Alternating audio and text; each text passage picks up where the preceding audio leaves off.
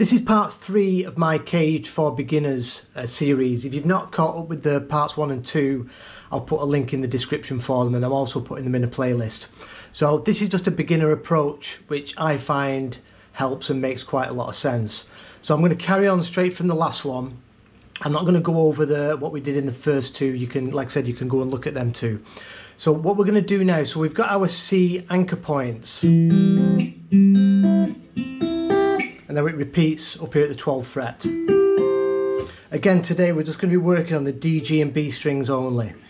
So we've got C, C, C and C.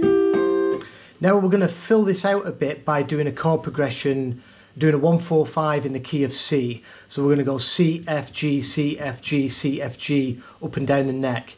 So the shapes are the same, we're just going to move them into different positions now. So first of all, we're starting on our C. So remember your C anchor points. So in between every one of them, there's an F and a G that we're going to use, all with the same shapes. So there's our C. For now, with this exercise, just moving around shapes and muscle memory, getting used to shapes and where they are. We'll dig more into the theory and the notes and what the inversions are in the next episode. So C. And our closest F on them 3 strings. So what we did for C, this shape, we're doing for F right here. So we've got C, F, coming from this E form bar chord for F. There's our C with this shape. We're just doing that same shape up here for F. And then we want our 5 chord, which is G. So all we do when we get to the 4 chord, you simply just slide up the same shape a whole step, and that takes you to your 5 chord. So you don't have to learn anything new, you just move the 4 chord up a whole step. C, F, G. And then we go back to C, which we know is here from the previous lesson, C. And then after this shape, we're going to go to this shape for F, which comes from our C shape, which is what we did for C here and for C here. So we've got C, F, G, C. There's our F. And all we do is move that up a whole step. We get G. So now we need C again, and we know there's C. There's our anchor point, C, C, C. So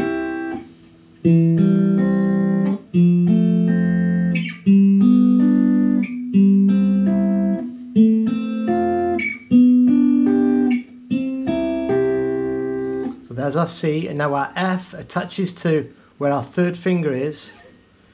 We're going to go back to this shape. What we did for C here is now F. And then we bring that up a whole step to G, and then we're back to square one, C. So like I said, for now, just learn shapes and how they connect to move up the fretboard. We'll start dismantling the theory and getting more into that side of things in later episodes of this series. C, F. So the F goes to this shape, what we did for C. Whole step up to G, and then we get to our C, next position, so it connects with this 3rd finger,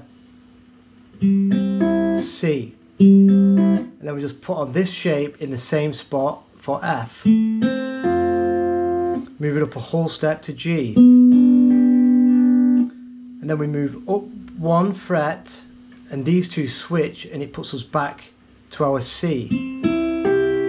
And then same again, where this 3rd finger is, we do this shape, that gives us F, whole step to G, and then back to C.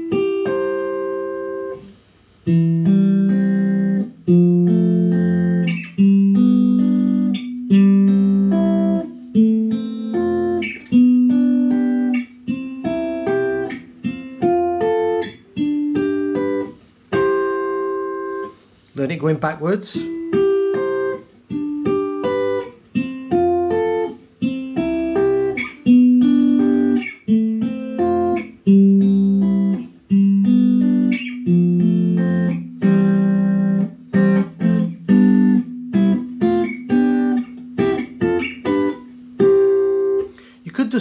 blocks like C, F, G, back, and then start it here. C, F, G, F, C, and then start here. C, F, G, F, C. So you can break it down into 3 areas if that makes it easier.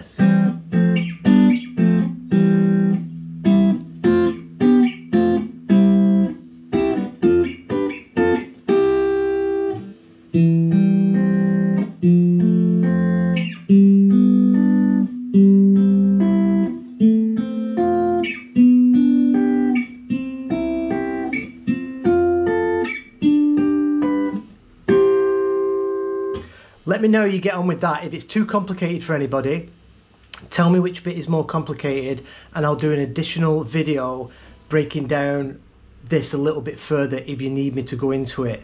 I don't want to make anyone's brain explode with any of my lessons.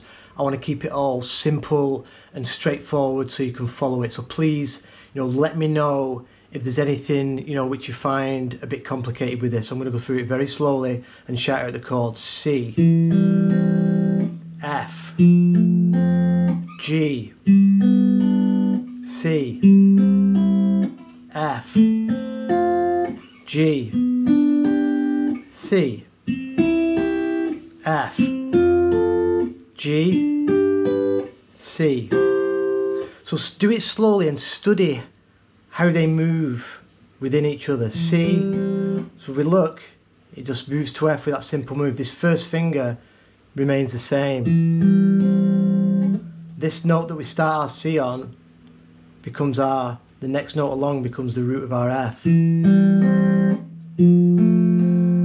Whole step up to G, nothing changed. And then where this G1 finishes with our third finger, that's where we just simply put our first finger for the next C. And then we grab this shape. So from this shape, we could just grab the G string on the same fret and then put on this shape, which is part of our C chord, C form bar chord. Not C chord, it's an F chord, but from the C shape. Whole step to F, to G, I'm getting confused now, to G. And then when you've done this for G, you come up 1 fret and these 2 fingers just flip-flop and you're back to your C inversion there. And then we're back to what we did up here.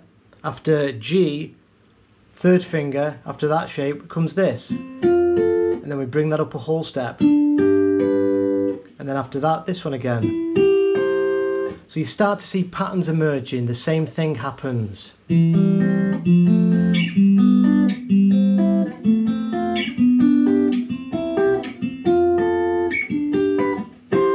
When we start exploring other keys like A and G and E and D, you'll notice that the same thing happens. We just start in a different spot. So A,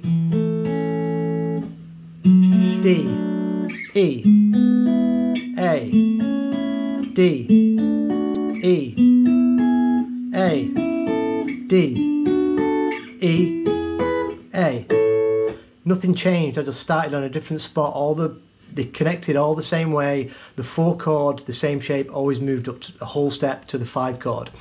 If you practice this properly and focus, just doing C's and then your C, F and G, when you come to do another key, it becomes a lot more easier because you know the shapes and how they connect.